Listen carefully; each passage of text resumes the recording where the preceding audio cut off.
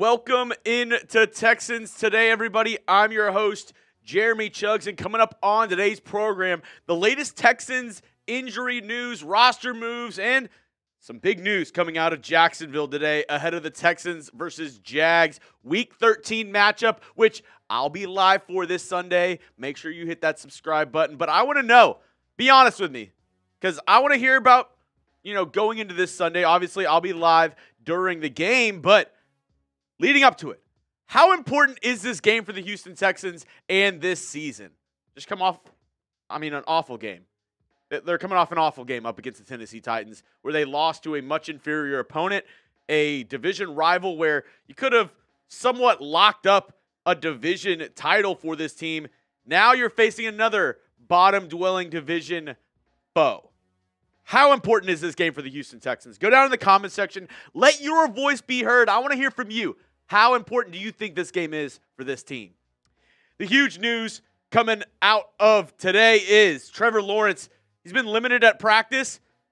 According to Doug Peterson, Trevor Lawrence is expected to play this Sunday up against the Houston Texans with that shoulder injury. It's been Mac Jones for the past couple of weeks, but according to reports, Trevor Lawrence will suit up against the Texans this Sunday, which changes a lot of things. Yes, Trevor Lawrence has not been at his A game, especially after getting that contract, but he is a much better quarterback than Mac Jones. And off of a reeling loss up against the Titans, this Texans team needs to take this Jags team seriously, especially with Doug Peterson trying to prove that he still deserves to be the coach there in Jacksonville. And Trevor Lawrence now back into the fold and proving that he deserved that big contract that he got this offseason. So some major news coming out of Jacksonville today.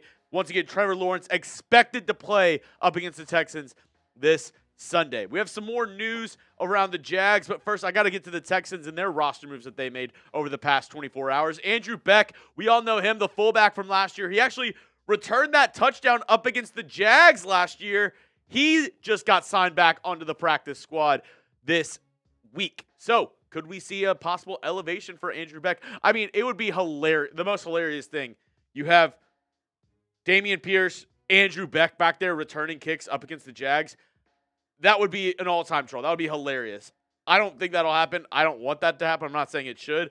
I just think it would be funny. But Andrew Beck, welcome back into the fold. Now, this is a sad story right here. Tegan Quitoriano, This young man has just dealt with injury upon injury upon injury.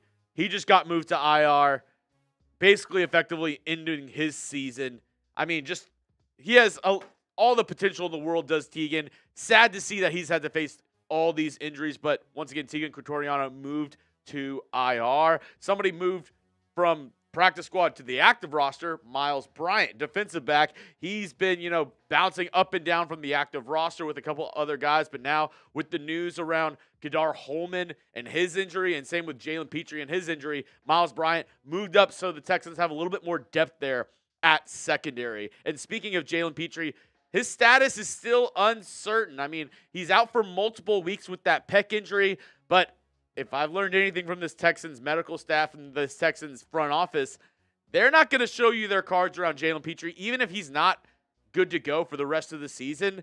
I don't know if they would say anything until they absolutely have to say something because, Christian Harris, it's been a massive question mark, and now he's supposedly coming back after the bye, but I don't know. So Jalen Pitre, his status is still uncertain whether or not he'll come back, when he'll come back, when he's going to have surgery.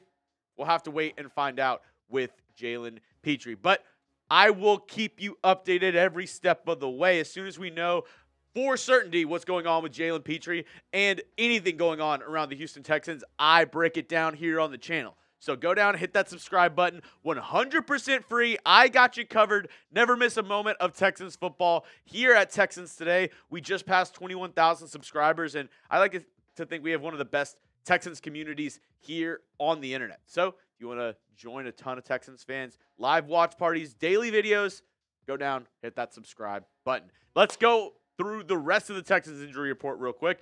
Foley Fatukasi, he did not practice this week. Still dealing with multiple injuries. Not sure if he'll play this week or they'll let him get a little bit of rest and then go into the bye week as well.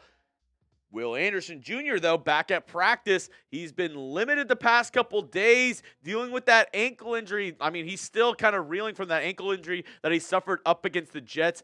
I do wonder if he'll play up against the Jaguars. I mean, he's been practicing. I think he should be good to go.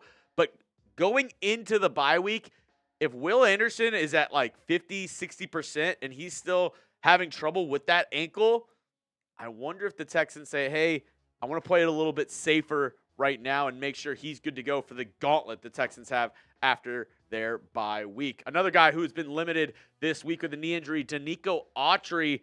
He suffered that injury up against the Lions, and he's been still kind of, trying to get it out, stretch it out, kind of rub some dirt on it. But another guy who his status for this game, I think, will go up until that Sunday morning to see how he's doing whenever they go out for warm-ups or, see how he's feeling.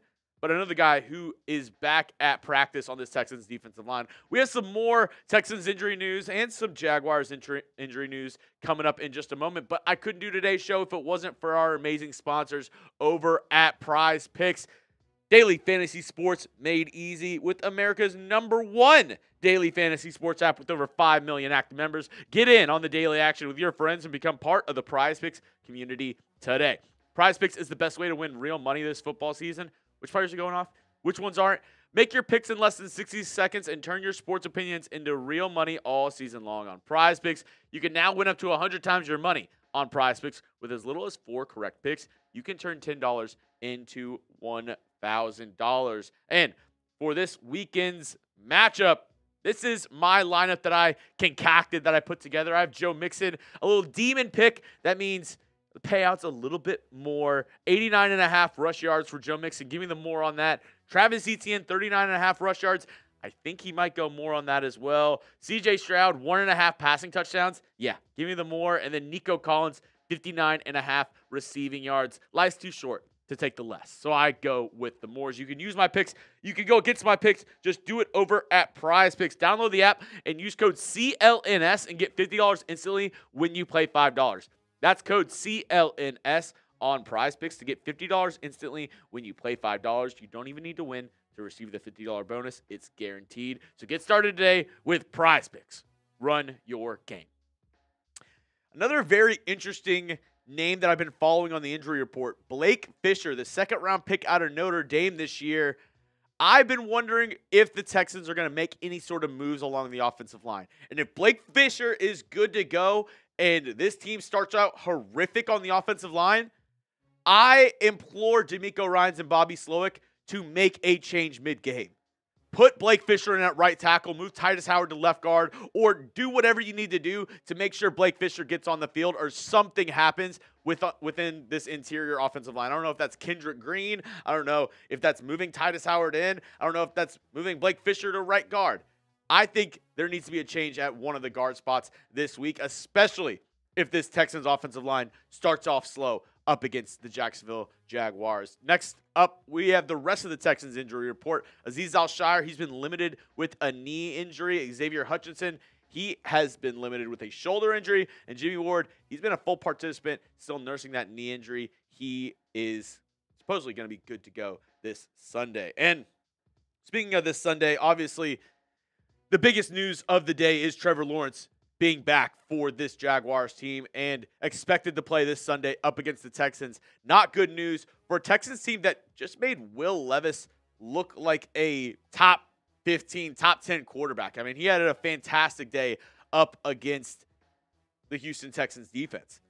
And may I remind you, Trevor Lawrence, I mean, he did okay up against the Texans, but you know who did really well up against the Texans? Brian Thomas Jr., the rookie out of LSU, with Christian Kirk out, Gabriel Davis out. He has been the de facto #1 for the Jags, and he burned the Texans in their last meeting. That's just plain and simple. He was fantastic, and he could have had a lot more. He made some amazing double moves and beat some of our secondary, and Trevor Lawrence flat out missed him on multiple occasions. This is a name that you got to watch out for. I really want to see Stingley take it upon himself to take Brian Thomas Jr. out of the game. I don't want to see Brian Thomas Jr.'s name in the box score as the top receiver for the Jags this weekend, because if that's the case, could spell bad news for this Texans team. And I want to know from you right now, are you more concerned about the offense or the defense this week? Because my concern has been the offense throughout the entire year, but this past week, man, this defense got shredded. Tony Pollard was able to run the ball with ease. Will Levis was able to shred the Texans secondary. It was not a good showing for Denico Ryans and company this past Sunday. So let me know, are you more concerned about the offense or the defense going into this week? I still think I'm more around the offense. And that leads me to the Jags injury report. And the main guy, besides Trevor Lawrence, that I've been looking at is Tyson Campbell, the cornerback for Jacksonville. Pretty good. Now, Nico Collins, Tank Dell, they've been trying to work more into the fold. They've been trying to get this offense jump-started. And if Tyson Campbell's out there, he could benefit this Jags defense in going up against these Texans wide receivers, help strengthen that secondary for Jacksonville. I really want to see Nico Collins go off. Tyson Campbell, a name that we're going to have to keep in mind, that we're going to have to look at as we get closer and closer to game time. The rest of the Jags injury report: Yasir Abdullah, a backup linebacker, is out with a hamstring injury. Tank Bigsby, he's been a full participant with an ankle injury. He also shredded the Texans in that first matchup. And Brandon Scherff, a knee injury. He has been a full participant at practice this week for the Jags, so he should be good to go as well. That's all I have for you on today's video. Reminder, follow me on Twitter at Jeremy Chuggs for more NFL Texans updates. The dankest memes on the internet. I got you covered. And as always, hit that subscribe button. Like I said, I'm going live this Sunday about an hour before kickoff. So join me here on the channel. We're doing some giveaways, a lot of fun stuff in store for y'all. Make sure you hit that subscribe button and join the #1 Texans YouTube channel.